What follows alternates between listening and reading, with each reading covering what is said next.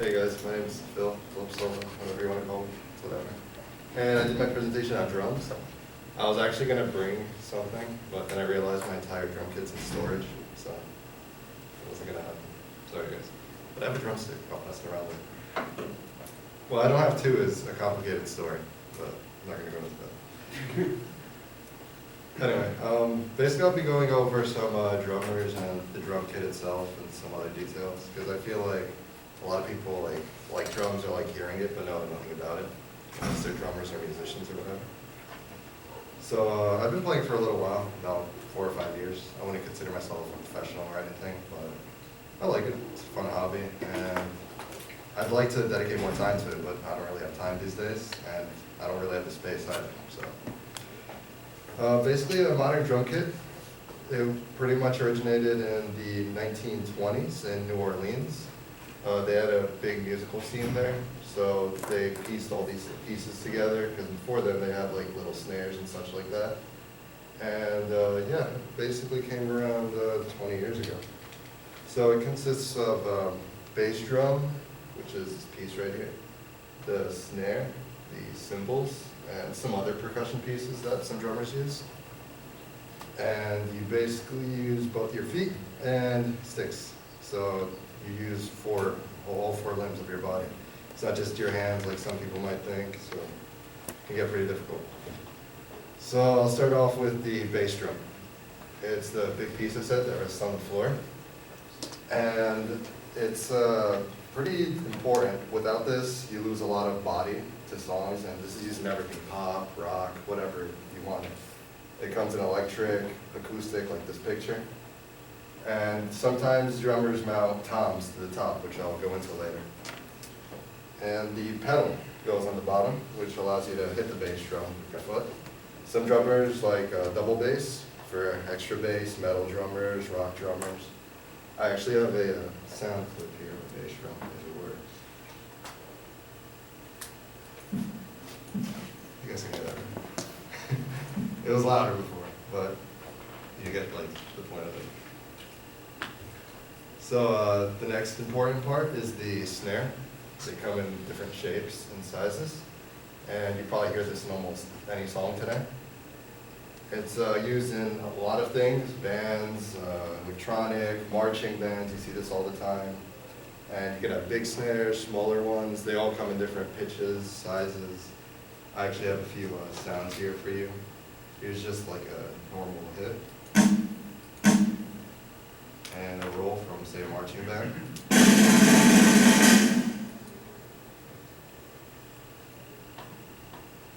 Next are the cymbals, which basically concludes like the 3 main pieces of the drum set. There's the hi-hat is basically the t-t-t you hear in every song. It keeps rhythm, or it could be used to create more energy. You can actually adjust with your foot the amount of volume and sizzle you get from it. So its role varies a lot. In jazz, it could be super important, this along with the other cymbals. Or it could just be to keep a consistent rhythm or keep you tapping your feet or something. So the pedal, like I said, allows you to adjust it. So you usually have to balance the pedal with this, the pedal with the bass drum, your hands. So it gets into like a really skillful part where if you like want to do all this at the same time, you need to know what you're doing, or else it could become one giant mess. So here's the open, which is basically your foot's like relaxed off of it. There's semi-open, if you just put a little bit of pressure on it, if I can get there.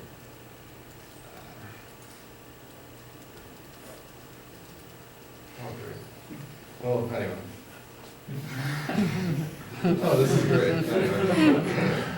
That stuff's Yeah, pretty much. So, well, I don't know if I can actually show this to you, because every time I put my mouse there, it gets a little complicated. But, well, hold on, this is it. All right, that works. Semi-open, and if you press your foot down completely on the pedal, it closes it, which gives it that solid sound.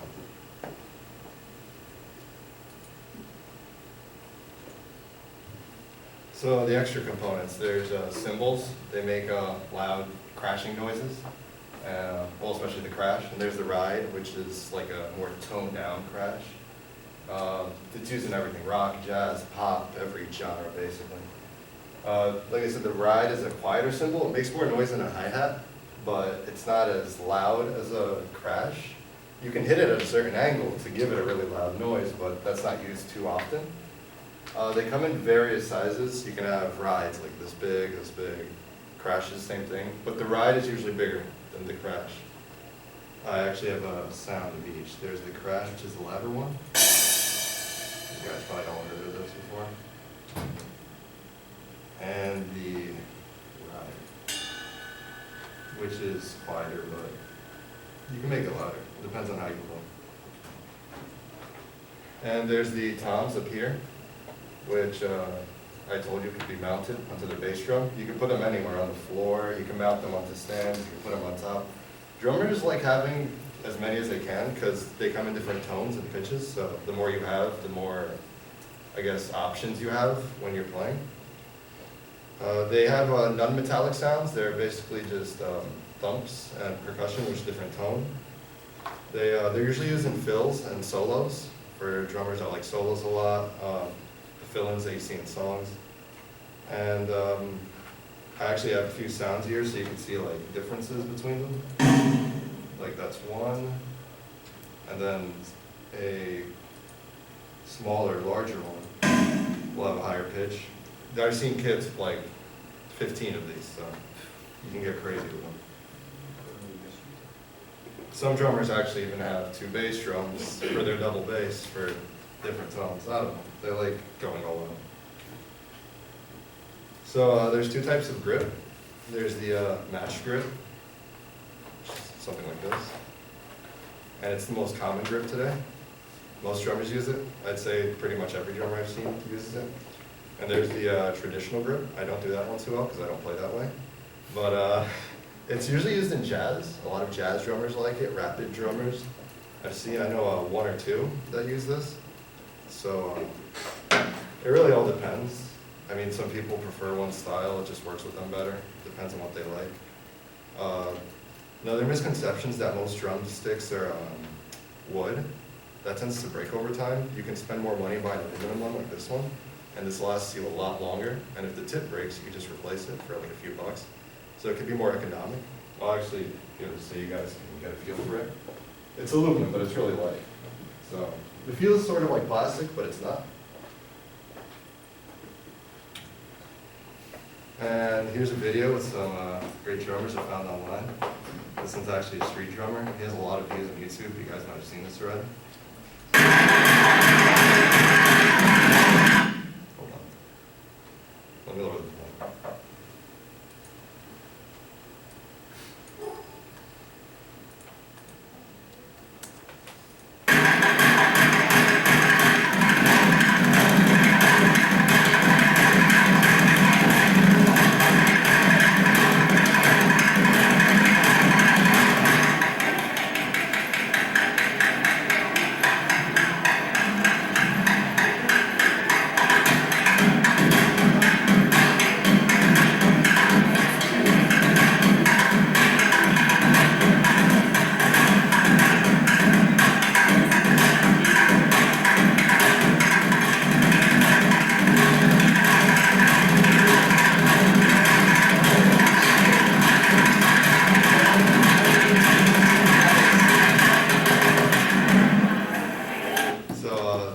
Shows you like you can play with anything. You don't need a bass drum. You don't need like a special drum set.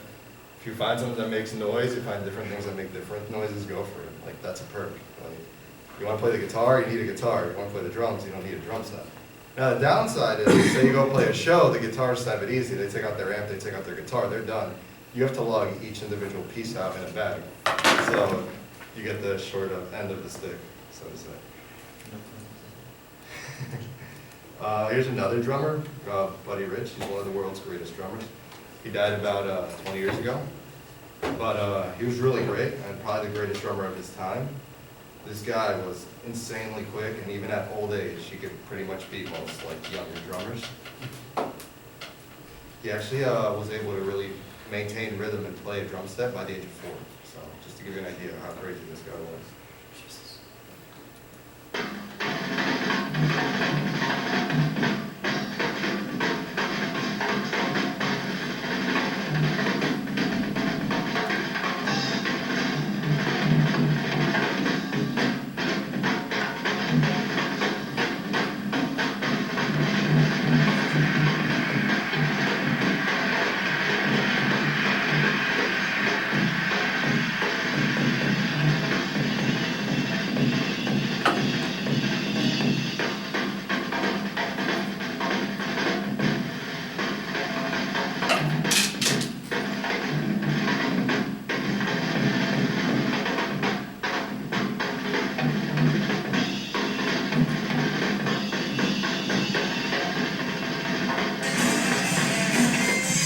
And this last video I want to show you is basically drummers. They usually bring the excitement and energy to their band.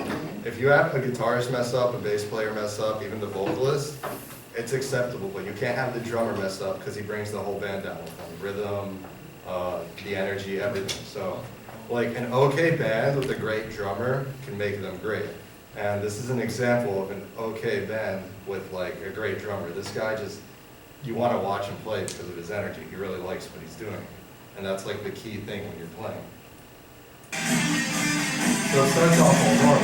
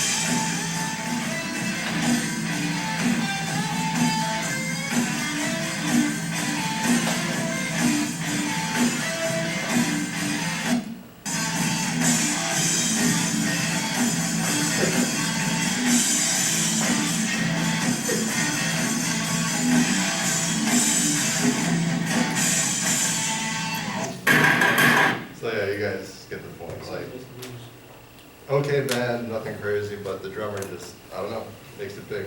And that's another video you can find on YouTube, lots of views. Just search wedding drummer, I think. It was for a wedding apparently. So some fun, not so fun facts. Like I said earlier, we have the most to carry at any show. Like I envy the guitarist, the bass players, the everybody basically. And it sucks, like you have to lug the whole thing. It's a good workout, I guess. So whether acoustic or electric, we're basically in every top song. Like, go listen to a pop song. Tell me if you're not going to hear some rhythm, some beat, some drum.